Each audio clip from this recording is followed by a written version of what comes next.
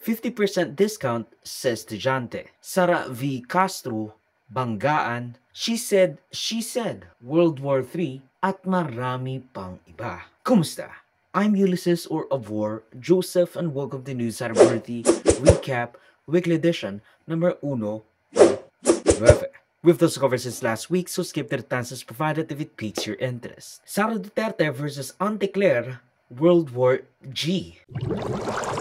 Balikan ng mga pasaring, bintangan, buwelta at walang katigil-tigil na bakbakan sina Vice President Sara Duterte at Claire or Auntie Claire in their respective platforms habang nagbabatuhan ng mga sagutang walang wakas. Pero saan ba nag-umpisa ang lahat ng ito? Binati ko si VP Sara Duterte sa kanyang rally sa Australia ang lumulobong utang ng Pilipinas na ngayon umaabot na sa mahigit 16.75 trillion pesos na national debt ng Pilipinas with a GDP to debt ratio of around 69%. Nice. Ang dami-dami nilang sinasabi, napakaganda na ng ekonomiya natin. Tingnan nyo, pababa yung inflation, madaming investments. We are on our way to becoming from a developing country to the next level. Maganda siya tingnan sa papel, It looks good on paper, but you don't see it at all in the everyday lives of the Filipinos. There is nothing happening in our economy. Yung mayaman, mayaman pa rin. Yung mahirap, lalong naghihirap. Yes? The poor is getting poorer ng Pilipinas. Magkano na po ang utang ng Pilipinas?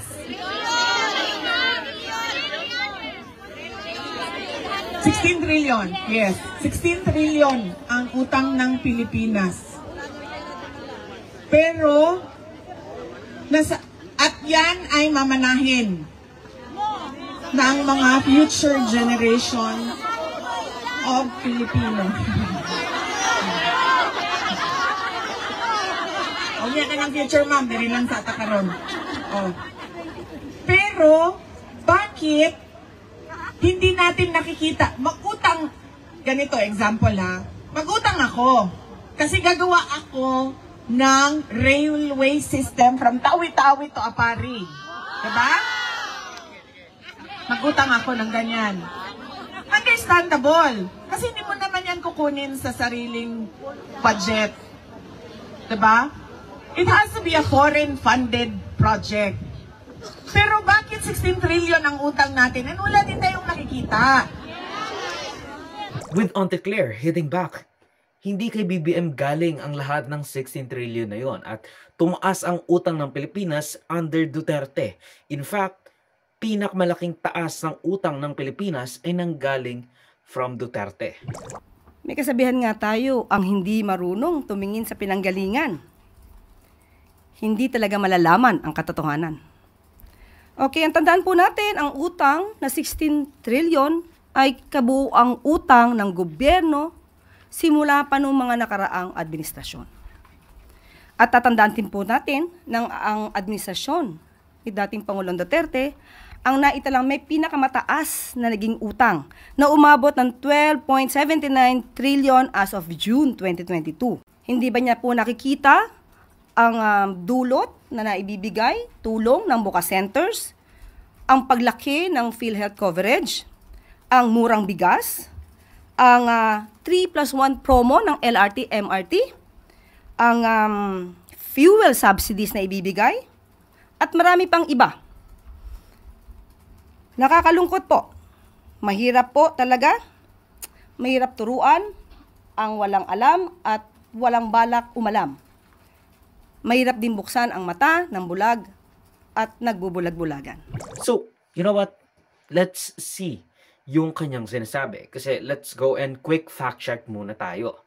Ano nga ba ang full picture ng Giriang Duterte Marcos over national debt. Well, as you can see, unti-unti nang tumataas ang utang ng Pinas bago pa magkaroon ng COVID-19 sa Pilipinas, with end of the year debt noong 2016 at only 6 trillion pesos, jumping to 7.7 trillion, tapos bumulusok noong pandemic with 2020 to 2022 getting 3.6 trillion pesos. But what about the first 3 years ni BBM? We know na Duterte has already burdened the Filipino people with double the debt na kanyang nakuha or na-inherit from the Ninoy or Noynoy Aquino administration noong 2016. From 6 trillion, naging 12 trillion. Pero gaano kabilis umutang ngayon si Marcos? Kasi lagi na lang natin sinasabi, kinukumpara natin yung 3 years ni Marcos at yung 6 years ni Duterte. Pero gaano kabilis umutang ngayon si Marcos? And will he outpace Duterte? Because as we see in this chart, nabiyayaan si Duterte ng mababang debt to GDP ratio na bumulusok noong 2020 during the pandemic until 2022. Pero hindi bumaba at nag-stabilize to around 60% ang GDP to debt ratio ng Pilipinas with the Marcos regime or the Marcos administration. Marcos, sa unang 3 taon niya sa pagkapresidente ay nakadulot na ng mahigit 4 na trilyong dagdag na utang, set to have 60% na dagdag utang o 8 trillion by the end of his term kung patuloy ang kanyang pagpuutang. Lalo na ngayon, ang dami niya ng binentang gold galing sa Bangko Sentral ng Pilipinas. Binitiks rin ni VP Sara Duterte ang pagiging masunuri ni BBM sa Estados Unidos regarding the invitation at pagpasok ng mga missiles ng US sa West Philippine Sea. Foreign policy. It is stated in our Constitution that we should have an independent foreign policy. That do not lean to a foreign power, that do not favor US or do not favor China. Yan na lang ang example natin kasi yan naman ang reality natin. Yung gitgitan ng US at China. We already won in the arbitral award. We already have an award from that case that we filed with using the UN Convention on the Law of the Seas. Nanalo na tayo dyan. Alam na ng buong mundo. Kikilingan mo, tama ba ang Tagalog ma'am? Kikilingan mo ang isang foreign power, papapasukin mo ang mga missile ng foreign power sa bansa mo na alam mong kinaiinisan noong kalaban niya na wala ka namang kinalaman sa gitgitan nilang dalawa. That is not independent foreign policy. Nabinweltahan naman ni Auntie Claire saying na Sara Duterte is pro-China and the Dutertes has been historically pro-China, so nothing new or nothing kind of surprising sa kanyang sinabi. Yusek, VP criticized the country's foreign policy and the administration's decision to allow foreign missiles in the Philippines. Ang sabi niya po, papapasukin mo ang missile ng foreign power sa bansa mo na alam mong kinaiinisan ng kalaban niya. Any comment po, Yusek? Salamat. Yes, the President said, we expect that from the Dutertes because they are pro-China. At ang Pangulo po ay pro-Philippines. With Duterte countering na hindi siya pro any country at all. We just heard kasi, iisipin mo, Vice President ka ng Pilipinas, you have to be pro-Philippines. Sinabi niya kasi, hindi siya pro any country at all. Especially since you were just branded as pro-enemy at this juncture. Hindi nila dapat ako pinapasagot kung pro-China ako. Sagutin niya yung tanong ko, where is the independent foreign policy that is required by the Constitution?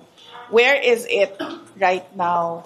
Explain to the Filipino people how you are going to implement your independent foreign policy.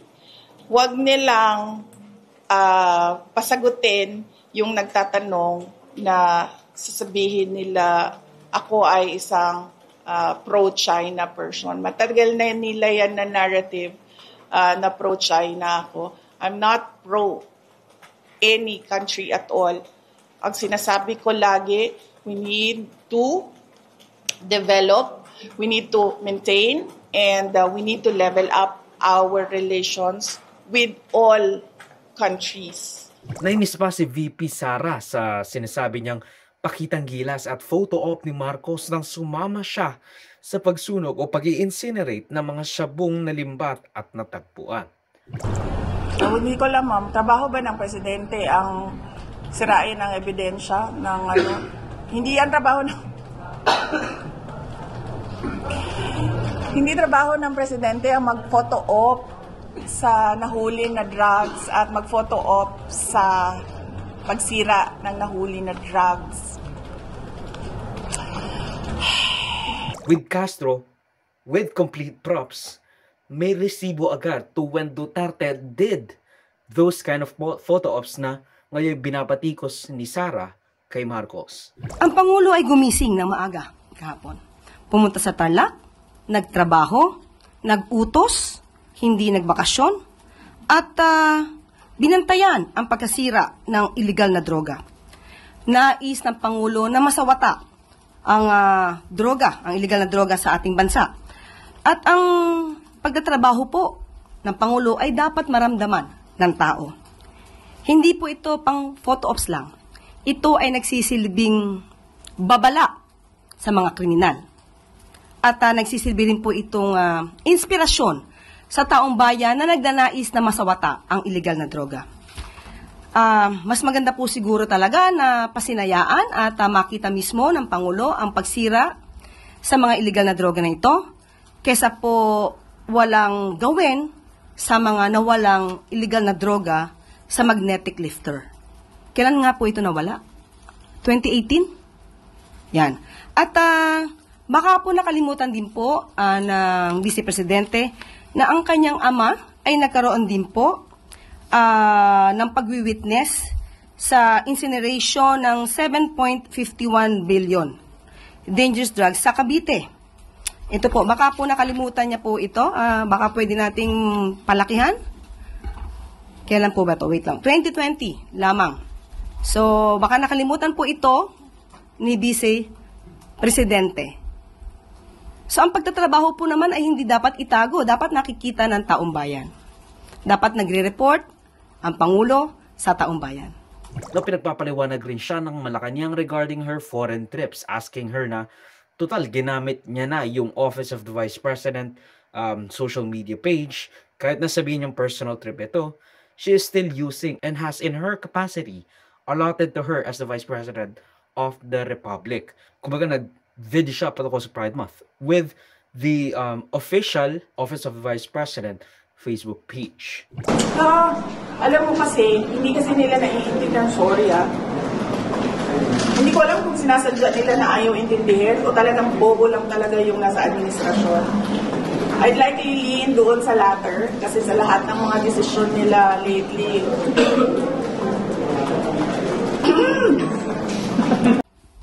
Hi, Isa. Good morning. Still on VP Sara po.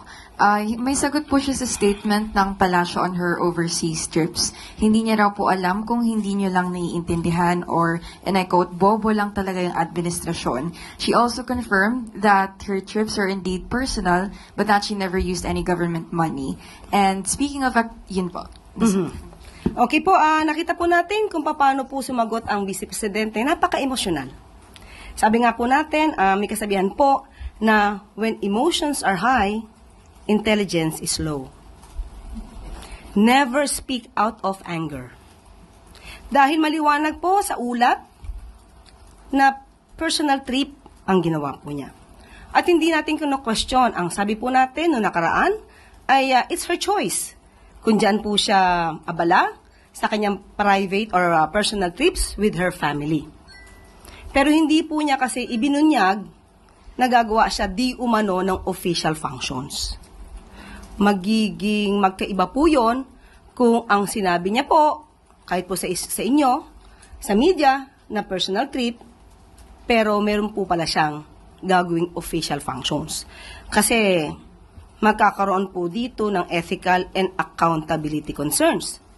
Since siya po ay medyo emosyonal, kahapon yata po yun, nabanggit niya nga po na hindi lang ito personal trip. So, ang tanong natin, kung hindi to personal trip, sana ay naging tapat siya sa pagsasabi kung ano ba ang dahilan ng kanyang pagpunta. With Duterte claiming na, she's still being politically persecuted through the pursuance of her cases regarding the confidential funds because the Marcoses wanted with Duterte claiming na she's being politically persecuted through the pursuance ng mga kaso laban sa kanya patungkol sa confidential funds dahil nga yung mga Marcos gusto raw mag-hold on to power sa isang Russian state media interview na kanyang ginawa. Siguro yan po ang nais niya maging naratibo, ipakita sa taong bayan, pero nawawala po yung issue patungkol sa kanyang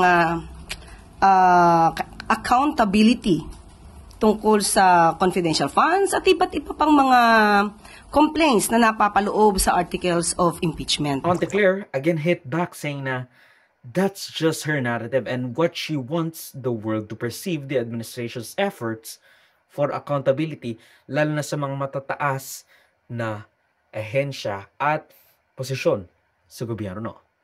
Now, I don't really have any kind of good thing to say here besides the fact na, maganda yung pag-hire ni Marcos kay Claire. Kasi si Claire, maraming rebuttal. And, that's money well spent for, Marcos's agenda. And, wala naman akong pake kung sino manado sa kanilang dalawa sa alita nila. And, besides, alam naman natin, malamang sa malamang in the next few days, tuloy-tuloy pa rin yung bakbakan nila. So, I guess this will be all moot at outdated by the time this video comes out ditong linggo. What you gonna do? Ganyan talaga ang ephemeral nature at fast-paced and moving kind of ever-changing political landscape sa Pilipinas. Which is, at least hindi siya boring. 50% discount sa mga tren para sa mga estudyante. Recently po, sumakay kayo naman ng MRT. Kung kayo po ay regular commuter, kung araw-araw ho kayong commuter, mararamdaman nyo sigurado yung siksikan, delay, at init. Hanggang kailan po ba nga magtitiis po ang taong bayan, Mr. President? Well, first of all, hindi to first time na sumakay ko ng MRT. Madalas namin gamitin yung MRT dahil sa traffic. Mas mabilis eh. And we are studying na yung estudyante mabigyan ng malaking diskwento. Kasi I said, everywhere I go, ang senior at saka student, may diskwento malaki. 50%, ganun. Kasi ngayon 20% ang ina-apply po ngayon. So gusto nyo mas malaki? Mas malaki kasi yan those are the sectors of government na hirap of the society na hirap sa cash. Estudyante, walang pera ang estudyante usually. Mukhang nililigawan na rin ni Presidente Bongbong Marcos mga Gen Z at estudyante with this monumental 50% discount sa mga estudyante na gumagamit ng tren tulad ng LRT-1, LRT-2 at MRT-3. Ay sa official policy na inilatag ng DOTR under the directive of PBBM, lahat ng estudyante, mapa elementary, high school, kolehiyo, and even postgrad may avail the 50% student discount. Just present your school ID o kahit anumang patunay na ikaw ay enrolled sa isang eskwelahan. So how would you do that? Most of the time, lalo na at ako, ginamit ko yon while I was doing or running some errands, bibigyan ka lang nila ng papel, tapos isusulat mo lang yung ID mo, and then the date, and then your name, and then your signature, and then boom, you will be getting the 50% student discount. Makakatulong ang mga diskwento ito sa estimated millions of students per week, which shaves off a not so insignificant portion of the student budgets. Ayon sa multiple news sources and guesstimations, nasa 323,000 plus 80,000 ang average daily ridership ng LRT1. Around 150,000 naman ang average daily ridership sa LRT2, samantalang around 380,000 naman ang average daily ridership sa MRT3, all of which have a not so insignificant portion of the student population riding their trains of LRT's Line 1, Line 2, and MRT's Line 3. Even I, who usually doesn't like free stuff handed to people for political favor, kasi nga again, magkakaroon ka ng utang na loob hindi sa gobyerno mo, kundi dun sa tao na nagbigay sa iyo ng free stuff, do concede na this is not something to scoff at. Dahil milyong-milyong estudyante and therefore plausible billions of pesos will be used to grant the 50% discount sa mga estudyante. But this stuff is a huge win for the college students and even postgrad and even high schoolers who do use the metro stations para sa kanilang daily commute. And that includes me. This will also probably help in reducing congestion sa ating streets, although it will be very minimal. Na gaya ng sinabi ng Pangulo na direktiba niya na dapat tulungan natin yung mga estudyante, lalo na ngayon. Kaka-open pa lang this week ng classes. And kahit pa paano, alam naman natin, hirap na hirap tayo sa buhay natin ngayon. So, konting tulong sa mga estudyante, malaking bagay na to. Kasi tulong din to sa mga magulang nila, sa mga pamilya nila. So, ang directive ng Pangulo is magdadagdag tayo ng discount for all students sa LRT1, LRT2, at MRT3. At yung dating 20% discount lang sa mga estudyante ay inutos ng Pangulo na gawin nating 50%. So, starting today, 50% na ang discount ng ating mga estudyante. At tuloy-tuloy na ito, no? Hanggat may hanggat hindi mabago, no? Pero tuloy-tuloy na to ang sabi ng Pangulo, tuloy-tuloy na ang discount na 50% on all MRT, LRT lines para sa mga estudyante natin. So, ito gagamitin to ng lahat ng estudyante mula grade school, high school, college, pati yung nagma-masters, pati yung nag-law school, kasama dito. But it's not all good and dandy. Due to some limiting technical factors, the discount is only available for single journey ticket. Ibig sabihin, hindi ma-apply ang 50% discount ng mga estudyante sa mga may stored value card o beep cards, meaning the students will have to line up dun sa mga counter nila or sa mga cashier nila, which do cause hassle at further delay sa ating mga estudyante and other passengers. Pero ito, applicable lang to sa mga single journey ticket. Ibig sabihin, hindi nila magagamit yung discount sa beep card. So, para ma-avail yung discount, kailangan nilang bumili ng single journey ticket. Kasi technically, hindi pa kaya nung beep card na i-program sa ngayon. No? Pero pinipilit natin na siguro in the next few months, magagawa ng paraan ng beep card. Pero sa ngayon, single journey ticket muna. So pupunta sila sa counter, papakita nila yung ID nila, at yun, kalahati lang. So that's actually one of the reasons why a lot of students don't avail the initial 20% student discount. Lalo na yung, di ba sinasabi nila, meron ka na 20% student discount, pero hindi natin ina-avail.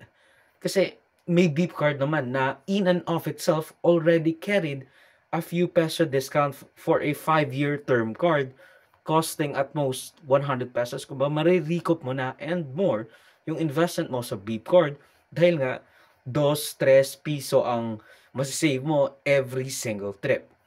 They either deal with the hassle to line up or give the 50% discount. Ako in college, less than 100 pesos ang nagagastos ko araw-araw dahil mostly I only spend money for transportation. And you know, if you ask me, is it worth it? Lagi kasi akong late, so probably not. Pero pag pauwi, malamang I will avail those discount. Anyway, sinundan ng direktibang ito ang libreng sakay ni Marcos na pinangangalanan niyang Family Pass 3+1 program tuwing linggo, kung saan hinihikayat ang ridership ng LRT at MRT lines tuwing linggo by having a buy one, get 4 train tickets. Now, here I am, I don't want to be this or that kind of guy. Pero sino ang magbabayad nito? The Filipino people that pays taxes who will benefit from the aforementioned programs.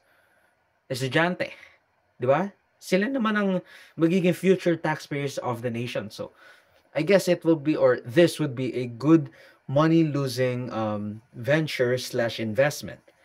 Kasi on the long run, kung isipin natin, those usually are the people, yung mga estudyante, have the higher average tax bracket or at least tax income. And ang sinasabi naman ni Vince Dizon dito is that, this would be like a stimulus package on a very, very low sense. Kasi imbes na, gastusin nila sa tren, gagastusin nila yan sa ibang bagay, tulad sa kainan sa labas, and, more commodities and more goods for the people to enjoy instead of wasting the 50% of it on doon sa LRTA. Now, the only question we have now is, again, how do we justify this loss in revenue?